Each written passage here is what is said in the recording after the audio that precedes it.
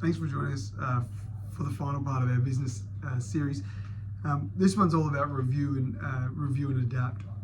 So in our first few series, we've talked about obtaining clarity, building the plan, making sure that the stakeholders are right, the actions and the reactions are built in. But one of the things that often is overlooked with this part of it is the easiest part to talk about, probably the hardest to implement, and it's review and adapt. So like all good plans, most of it, or a lot of it, is probably not going to go to plan. When it comes to business, there's people involved, there's products, there's services. So one of the things that we want to make sure is that we know that not everything goes to plan, and that's good and bad. But we've got a framework around how you go about it, adapting that plan so that you've got something of structure moving forward. One of the easiest frameworks I learned a long time ago, and it's a pretty good framework that a lot of people use in this, is literally stop, start, and continue. So when you've decided on the frequency in which you want to review your business plan, and I wouldn't say something as simple as 1 month or 2 months. I think you're looking at 3, 6, or 12 months. In this, you might do a big plan once every 12 months, and just to adapt your plan every 3 or 6 months along the way, just to make not so much work out of it. And you don't want to be pivoting all over the place with it.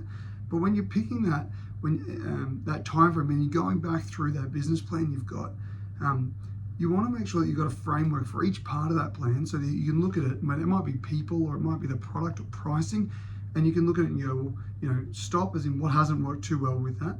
Start, what do we want to start doing? What are the lessons learned and why? And continue, what's worked well, what are we happy with and why it's working well, so that we can keep capitalizing on that piece rather than just accepting that it's good and then forgetting about it. When I say it's easy to talk about and hard to do, probably the biggest part is that you've got to be quite critical of yourself, of your team, of the business, and your plan that you started with.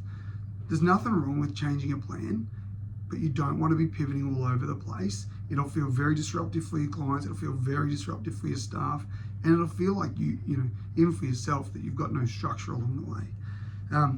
So we're talking about each item. The easiest thing is grabbing whatever measurable metric you've got and applying it back to the plan. One to talk about, I suppose, is your sales funnel. We mentioned that we want to talk about our conversion rates on each part, whether that's from the initial consult or from the pitch, and that you've got your sales.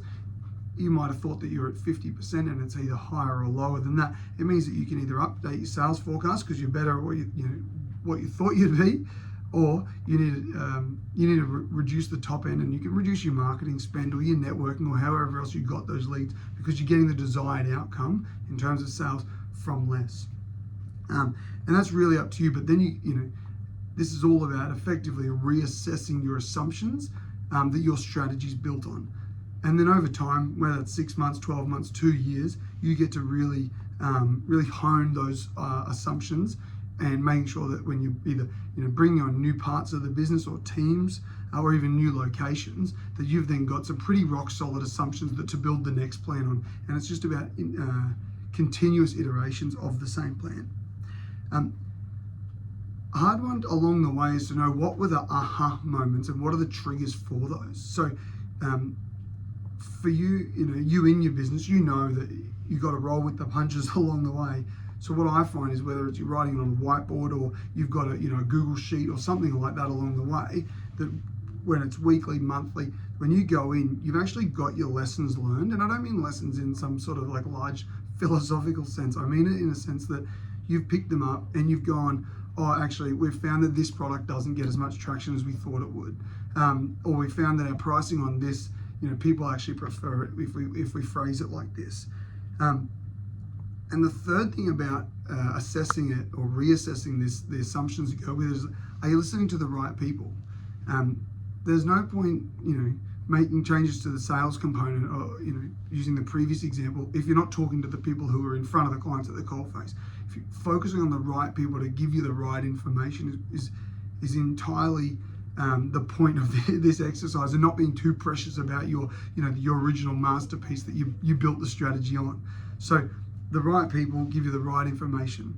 And the last bit is knowing that, whilst the business changes, your personal circumstances might change along the way. We're finding that people's, goals and aspirations are changing, probably more rapidly than they used to.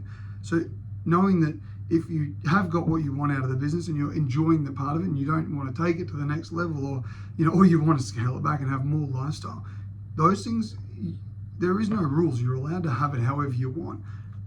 But for you, it's about knowing that, if you've got that end, that you get to use the means to come with it. So you're allowed to reassess your personal circumstances and they can flow back through the business. So there's a lot to it. It's easy to say, but going back through your business plan, and you can scribble on it, with a red pen, or you can go back and redo it on Word. But that way, you've got your notes with it, you've got the updated, and then you've got something a bit more clear to continue to reassess going forward. I hope that helps. Thanks for listening with us, and if you've got any questions, please don't hesitate to reach out. Thank you.